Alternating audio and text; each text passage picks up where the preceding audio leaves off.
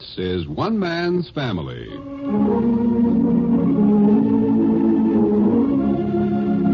One Man's Family is dedicated to the mothers and fathers of the younger generation and to their bewildering offspring. Today we present Chapter 4, Book 72, entitled A New Twist to an Old Story. On this bright October Saturday morning, Henry Barbour went out for a stroll, saying he'd return at 1 o'clock. It is now 1:15, and Fanny, sitting in the library with Paul and Clifford, glances impatiently at the clock. I'll give him 3 more minutes, and then we're going to eat without him. He won't like it, you know, Dad. One time when we were kids, I remember Dad was late from the office, and we sat down without him. He said that... Pardon me, Paul. Huh? Listen. I think he just came in. That you, Henry? Hi, Mom. Why, that's Claudia. Oh, hi, Claude. Well, hello. Huh. I just walked in. The door was open. Mom, how are you? Claudia, how nice. Hello, Paul. Greetings. Well, Cliff, that's quite a necktie. Yeah, I got the idea from Tyler, the tie tycoon. Tyler Stein, my favorite comic strip. How you, twin? Oh, scrumptious.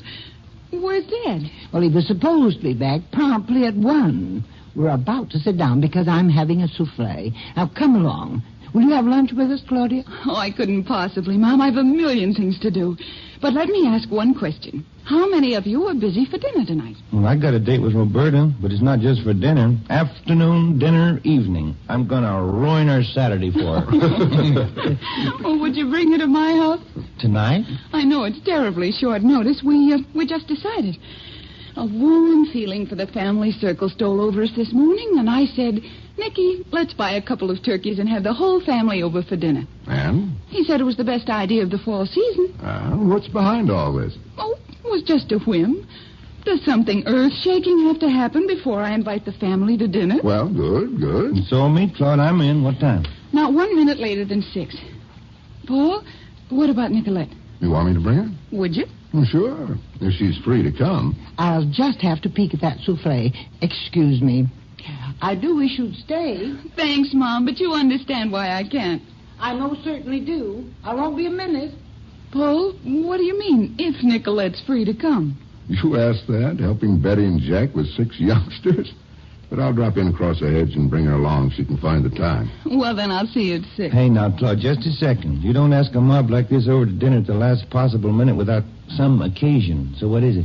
The reason for the party is a surprise, and the party itself is a surprise. And that helps a little, doesn't it? Are you walking out on us? See you at 6 o'clock. Tell Mom I couldn't stay. And tell Roberta we very much want her to come. Bye. What's all that supposed to add up to? I don't know. Nicky's been kind of abstracted lately. Maybe there's something cooking down the street. Think so? Come to think of it, Nicky does sort of talk off the top of his mind lately. You notice when it began? What do you mean? Long about the time they devalued the pound. He still has a lot of holdings in England, or so we've been led to believe. Hey, you don't suppose he's lost the old family fortune, do you? Even if he has, it'd be a pretty punk reason for a family celebration. Come along, Paul, Cliff. We're going to sit down. Now, this luncheon simply will not wait a minute longer. Now, where's Claudia? She had to run. It's the first time Dad's been late for a meal since about 1923. Oh, hey, Paul, look at that table. Well, Mom, what are you up to? Hey, the good silver flowers. What's the big occasion? Well, sit down now, I'll tell you. Here you are, Mom. Thank you, Paul. That's a pleasure. There. With all the spatial party equipment, Mom, what's the idea? Well, I went to see old Mrs. Stewart the other day, and there she was in that big house all alone with her children scattered here and there over the globe. And I thought how lucky I am to have my family all living near me and you 2 boys at home. Yes, you're a very lucky woman, Mom. Well, I am. And I got to thinking, decided that Saturdays we're going to have a very special luncheon when you boys are both here.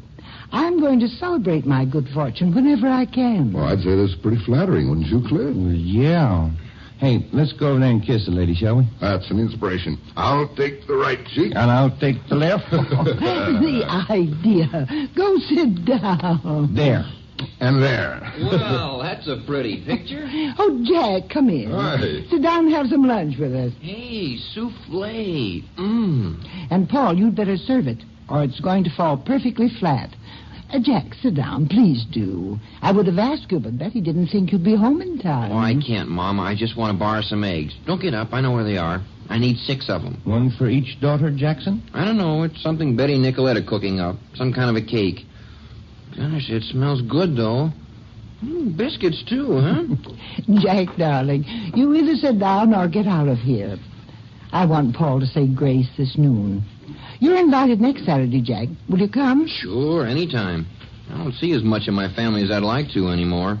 I'm either at the office or running errands or entertaining the kiddies with Flopsy, Mopsy, Cottontail, and Peter. Well, I'm going to give a series of stag luncheons for my sons. I'll be the only woman present, ancient as I am. That way I won't have to worry about the competition. Well, thanks for the eggs. I'll see you later. I'll go out the back way. Paul, will you say grace? Oh, certainly, Mom. Dear Lord, bless this food to our use and ourselves to thy service. We thank thee for the good fortune that attends us, for family, for friends, Fanny, where are you? for thy generous bounty. Keep us ever mindful of those less fortunate the whole world over. Amen. What's this, Fanny? Having lunch already? Henry. Hi, Dad. Well, Henry, where in the world have you been? Sit down, sit down. Don't let me disturb you. But you promised you'd be back promptly at 1 o'clock. After all, Clifford has a date with Roberta this afternoon. And what time is it now, please? It's 1:15, Henry. May I ask you one question, Fanny? Of course, my dear. Of what importance, may I ask, is 15 minutes one way or the other on a Saturday afternoon? Well, it makes considerable difference to a souffle. Now come and sit down. I'll get washed up if you don't mind. Don't let your souffle get cold. Go right ahead. Dad, I'll serve your plate, shall I? I'll serve my own, Paul, thank you. I'm not hungry. I've had an encounter with the most unpleasant young man I ever met in my life. It's taken away my appetite. Who was it? A rude, bumptious, sneering peasant. I gave him a piece of my mind. For 15 minutes, Dad? He likes to be banged smack at the head of the table when the curtain goes up, doesn't he? Well, he's upset about something else. I'll tell you this. If he's grumpy this noon, I'll send him away from the table. These Saturday luncheons are going to be pleasant. Pleasant even if you have to fight for it, huh, Bob? Hey, you taste that souffle? Wonderful, isn't it? Sink your teeth into these biscuits? Great, great. Think we ought to get up and go around and kiss the woman again? After one more button. I gave that young man a piece of my mind. I've spoken to 3 or 4 other real estate men about that old Middleton estate. They've got the price so high, nobody will ever buy it. And whoever owns it is letting it go to rack and ruin. Weeds in the driveway, papers scattered about. Why, it isn't in keeping with its street. It's a disgrace. Henry, I hear you. Paul's trying to pass you your plate. Sit down. Yes. That must have been very fine when it was first served. What about the Middleton place, then? You're saying it was a disgrace. Why, it's an outrage on a street like this where our lawns are all but manicured and everything green and well cared for to have a big old house like that go into rack and ruin with 15 or 20 real estate signs plastered all over it. Well, some man was taking the signs down yesterday when I went by. Uh-oh, here comes Jack again. Out the window, Dad. Coming through the hedge. He's in a hurry this time. Well, the biscuits are still warm, Fanny. They're really very good. Hey, excuse me. I'm in a rush. I need 6 more eggs. My goodness, Jack. What happened? You fall down with the last one? No, they're going to make 2 cakes for Claudia's party. Mom, we'll return them in the morning. Have I got 6 more? There were 8 left when I was here before. Well, you're perfectly welcome, Jack, but return them this afternoon, will you? Your father demands eggs for his breakfast. Okay, Mom. I'll go out the back way again. They must manage very badly over at Jack's place. They're always having to borrow something. Now, Henry. Its young daughters would disrupt any household. May I have another biscuit, Clivers? Oh, sure. Here. Well, what's this about Claudia's party? When is she giving a party? It's tonight. She wants us to come at 6. 6 tonight? And who is us? All of us. A party tonight? Well, I haven't heard anything about this. But, Dad... People don't tell me anything. It just happened, Henry. She came in about 1 o'clock and invited us. Oh. Well, what's the occasion for such an abrupt invitation? We'll find out when we get there. She wouldn't tell. Goodness, let's talk about one thing at a time. Henry, what was it you started to say about the Middleton place? Huh? Oh, yes. Well, one of those real estate men was there. A very bumptious young man. He was standing there in the driveway just gazing around, and the driveway was littered with those advertising leaflets. So, in the course of a conversation, I said if I were in the real estate business, I'd consider it an obligation to keep my properties in tip-top condition and not spoil the appearance of a whole neighborhood.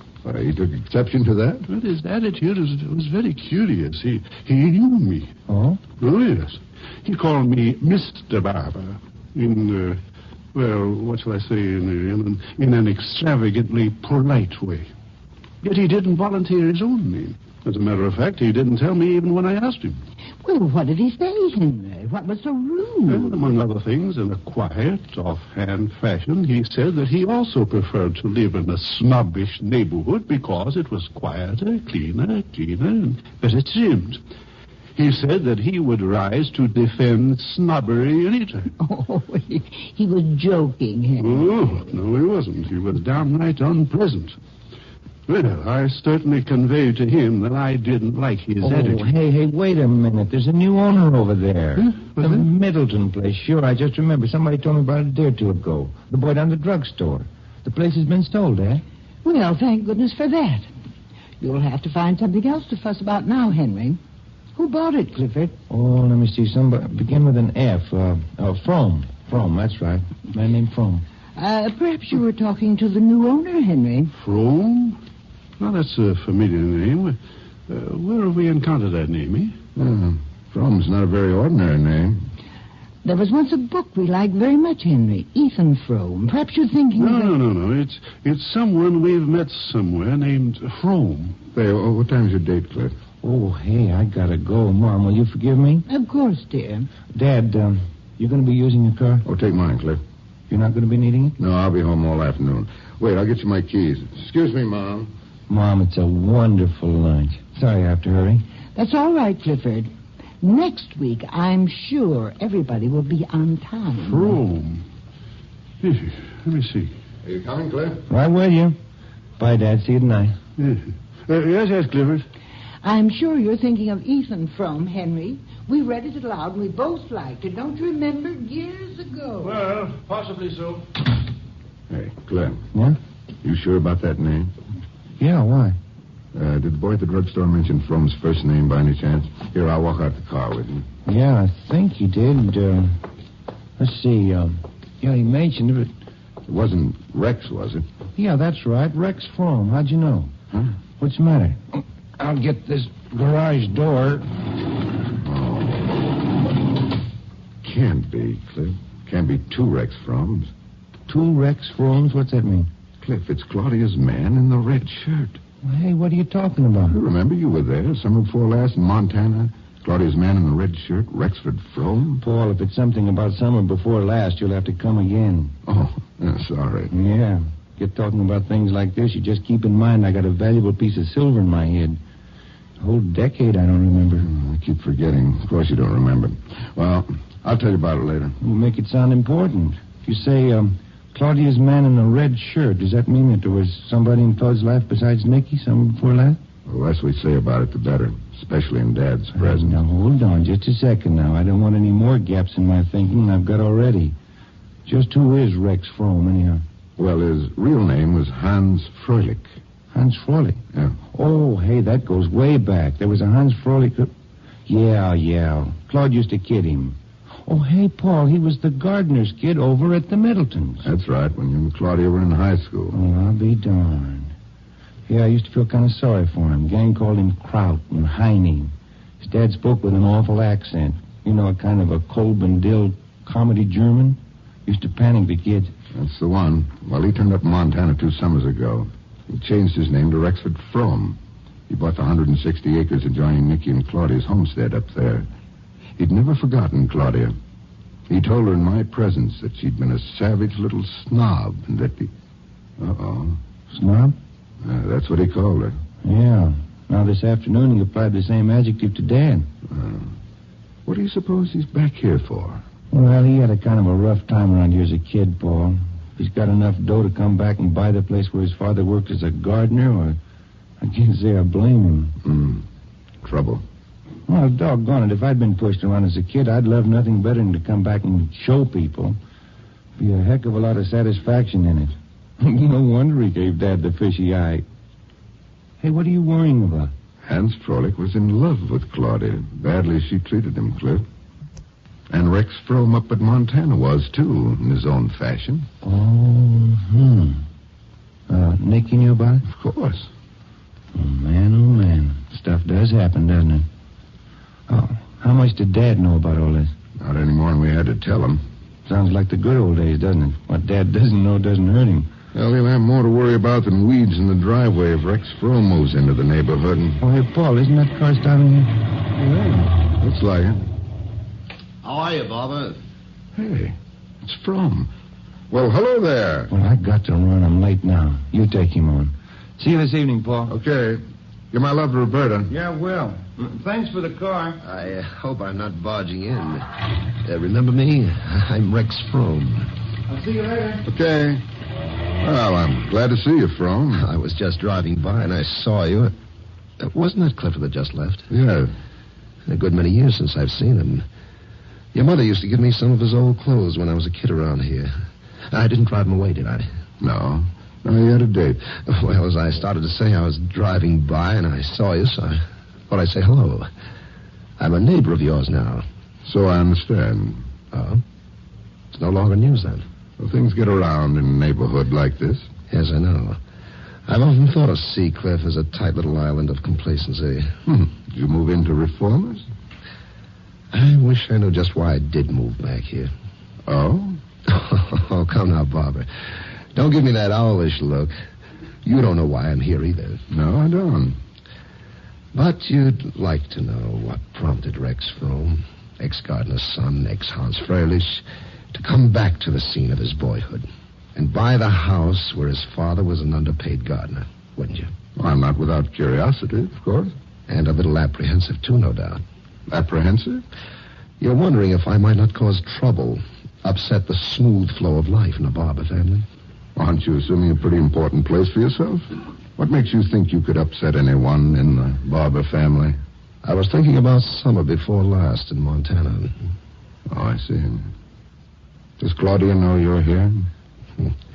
You asked me a question like that in Montana. Wouldn't it be embarrassing if I said something that didn't quite correspond with what she might say? You know something? I've changed my mind about your upsetting us. You've succeeded in doing that very thing, at least as far as I'm concerned. That's the nicest thing you could have said to me. You've made me important. And that's the thing I've needed all my life. You've been honest, I'll be honest. I think it was that need which brought me back here. It's like the fellow I heard about who was turned down at the golf club. He wasn't considered socially acceptable, so a few years later, when the club got into financial difficulties, he bought the place, lock, stock, and barrel. Turned it into a public course, open to anybody. Well, maybe it's the same kind of impulse that made me want to get back here and own the big place at Seacliff where I was kicked around as a kid. Maybe it's just that and nothing more. Does that ease your mind any? Frome, you're an interesting guy. Now, that's praise indeed coming from you. You know, as a kid, you were kind of an ideal of mine. I remember when you came back from the First World War, wounded. You were pretty glamorous. I used to hang around to get a look at you, but you never seemed to notice me. Then I got so I thought you were fat-headed and smug. I think I've carried that opinion with me ever since. Now I wonder. Well, you're not the first one to think I'm smug, so you could be right. Much as I hate the idea. You know, Barbour, it just occurred to me. I think you're shy and you're covering up. And it's that cover-up that makes you seem, well, self-satisfied. Well, I could... Oh, there's my sister Hazel. Hey, where are you going? On my way in the house to see Mother. Mind coming here for a moment? You remember Hazel, don't you? Sure. Been a long time, though, since I've seen her. Well, that's right. You didn't see anyone but Claudia and me in Montana that summer, did you? Now, what are you doing? Taking the sun? Oh, I didn't see anyone sitting in the car. Hazel, you remember Mr. Frome? Mrs. Murray? It would probably mean more if you said Hans Freilich. That was my name the last time I saw you, Mrs. Murray. Oh, yes. How are you? Very well. You haven't changed much. Well, you're very kind. Rom has bought the Middleton place. Oh, really? Pinky said somebody had bought it. My son keeps us up on what's going on in the neighborhood. It'll be nice to have the place occupied again. It was getting so run down. Yes, there'll be plenty to do around the grounds. And my early training will stand me in good stead. Well, I'll be driving on. Glad to have had the chat, Barbara. Goodbye, Mrs. Murray. Bye. I'll be seeing you before too long, I hope. Sure, I think it'd be a good idea. We might even get to like each other. Who knows?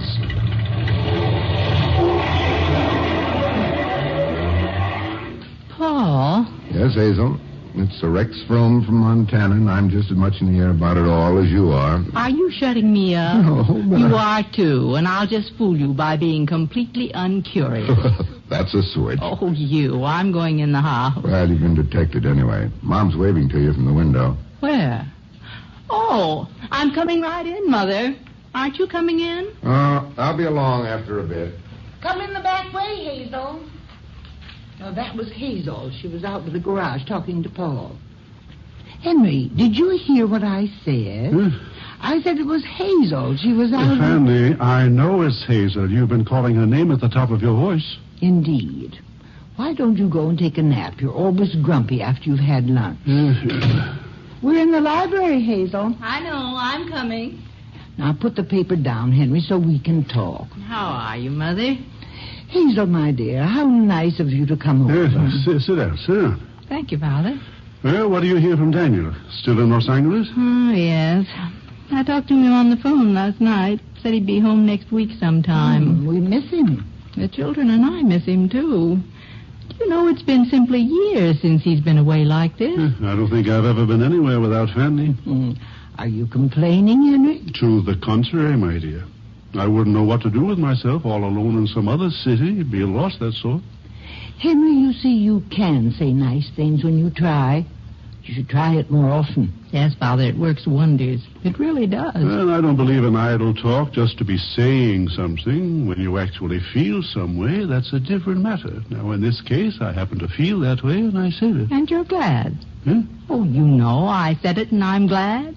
Glad? What are you talking about? Oh, forget it. I was trying to be funny. Yes, yes. Well, Henry hasn't much of a sense of humor just after he's had lunch. Well, that was pretty weak humor. Yes, humor. By the way, what's the occasion at Claudia's tonight? She called, but it was so vague. I really don't know. She told us it was nothing special, just wanted the family over. Well, she acted mysterious to me. Well, it's a little sudden. And she insisted she wanted everybody to be there, all the family, and Clifford is bringing Roberta, and Paul is to take Nicolette. Good heavens, how's she going to manage on such short notice? I think I'd better call her and see if I can't go over and help her this afternoon. Well, now, that might be nice. Henry, hand Hazel the phone. That's all right, Father. Sit still. I'll get it. Oh, I'm sorry. I could have reached it for you. Henry, why don't you put that paper down? You ought to know it by heart by now. I didn't get a chance to read it this Hello, morning. Claudia? Oh, hello, Joan. Is your mother there? Hazel? Didn't you? Well, if she isn't busy, I'd like to speak to her. I'm at your grandmother's, and I thought I'd come over and help out. Well, she's right here. Well, just a second. Hazel wants to talk to you, Mother. Oh, thank you, John. Hello, Hazel. Well, we have been buzzing, no doubt about that. Joan's been helping me. I must confess that Mrs. McCulloch's not too happy. Oh, that'd be wonderful, Hazel. All right, fine. I'll see you in a little while, then. Thanks. Bye. Hazel's coming over to give us a hand. Oh, swell. We can use her. Oh, there. That takes care of the candelabra. Oh, don't they look nice, all polished up? Wonderful. That's a beautiful job, darling. It's kind of fun to polish silver. I believe you're getting so you like to do things around the house. It isn't such a chore anymore. The idea of washing dishes still doesn't appeal to me much. Oh, not that I do them very often. I don't think anybody likes to do dishes. What I meant was that you seem to take some interest in your home now. I guess so. I try to. I know you do, darling. You used to leave your room in such a mess. Now it's always so neat. Really, I used to go in there sometimes after you'd gone to school and want to cry with frustration at the shambles. Bed unmade, shoes all over the floor, tops off jars, bottle caps on the bathroom floor, notepaper scattered around. Oh, was it that bad? That bad? You have no idea. Guess it was all right. This summer when I was staying with Uncle Paul, he came into my room one morning and he said, "Young lady," you know how he gets when he acts like he's mad. Yes. He said, "Young lady, this room is an unholy mess. Clean it up. This is a spit and polish outfit you're in. I'll be back for inspection in 15 minutes. And then he walked out. I knew he was kidding, but he meant it, too. I know. Anyway, maybe that explains why I keep my room clean now. That and the fact that I'm happier here at home. Yes, darling. And that's the all-important thing to me. Well, what can I do now? The silver's all done. Well, let's see. Oh, I know. Would you like to run upstairs? Oh, I'm walking right in. Oh, come on in, Hazel. Exactly what I'm doing. Hi, Hazel. Well, you two certainly look busy. You didn't waste any time getting over here. Father drove me over. Why didn't he come in? Said he had to go home and take a nap. Mother's orders. Probably be good for him, though. He seemed a little out of sorts. What's the matter now? Oh, nothing in particular. You know Father. Well, I'm here to do some work. What do you want me to do? The main thing is to stay out of the kitchen. Mrs. McCullough is in no mood to be crossed. Yes, we sprang this dinner on her right out of the blue. She hasn't actually said anything yet. But that's why Joan and I have been doing the silver in here out of her way. Claudia, we're all so curious. What's the occasion? Just a family dinner. Oh, come on now. You wouldn't be going to all this fuss for just the family. It isn't anybody's birthday, is it? I'll bet that's it. Claudia, if it's somebody's birthday and I've forgotten... Nobody's birthday. Relax. Well, thank heaven. Now put me to work. Well, how would you like to write out some place cards for me? You print so nicely. All right. Joan, do you want to run up to my study and get the cards? Okay. Where are they? I think you'll find them in my desk. You want me to bring a pen, too? Yes, please. And you'd better wash that silver polish off your hands. Oh, I will. I should have given you an old pair of gloves. Oh, it'll come off. I'll scrub them. Now, let's see. You want to help me put fresh candles in these candelabra, Hazel? Mm-hmm. Don't they look lovely, though? You have such beautiful silver.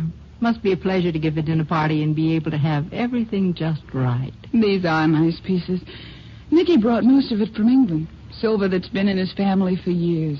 Where is Nicky? Not around? No, he's downtown. He's a busy man today. He'll be back before long, though. Has he said anything about the new arrival in the neighborhood? What new arrival? Now, don't tell me you haven't heard that someone bought the old Middleton place. Oh, I heard that. But it's been for sale for months. What about it? Well, I just met the new owner about half an hour ago. It's Rex Frome. Rex Frome? Yes. He was talking to Paul out in front of the house when I went over to Mother's. What is he doing here? That's what I'd like to know. Paul didn't seem to know what it was all about either. I thought he was stuck up there in Montana and we'd never see or hear of him again. That's what I thought, too. Oh, Hazel, why did this have to happen today? Today of all days. Oh, Claudia, I didn't know this would upset you. I thought that was all over and done with. Oh, it is.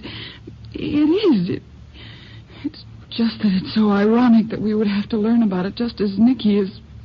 Just as Nicky is what? Claudia, dear, you're white as a sheet. Oh, it's all right. I'm wondering how I can tell Nicky, that's all. You see, Nicky's flying to England. He leaves tonight. That's why we're having the party. We wanted to surprise everybody and make it a happy farewell. If he's going to England, hasn't anything to do with Rex Frome, has it? Oh, no, of course not. He has to go over and see about his property. This devaluation of the pound has caused some serious disturbances financially, and his solicitor feels it's necessary he go over and tend to things. What are you worrying about, then? Don't you see, Hazel? He leaves, and this Rex Frome moves into the neighborhood, all on the same day. I'm afraid Nicky might think that... Oh, you must see what I mean, Hazel. Yes, I do. But your conscience is clear, isn't it? It is now, Hazel.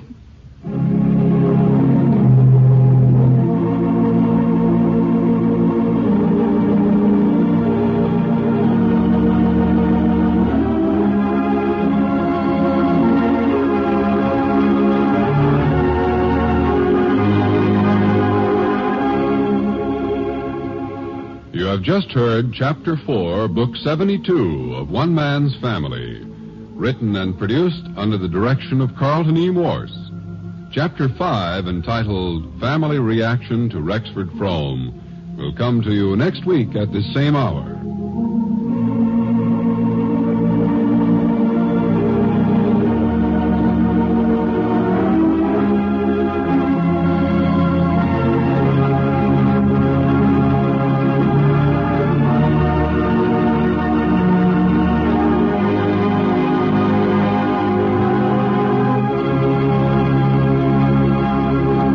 Want the best Sunday listening, so today and every Sunday, listen to NBC for top comedy entertainment on the Phil Harris Alice Faye Show. And then stay tuned as mystery expert Sam Spade solves your listening problem with an exciting and humorous new caper. For the best listening, keep tuned to NBC. One Man's Family came to you from California. Your tune for the stars on NBC.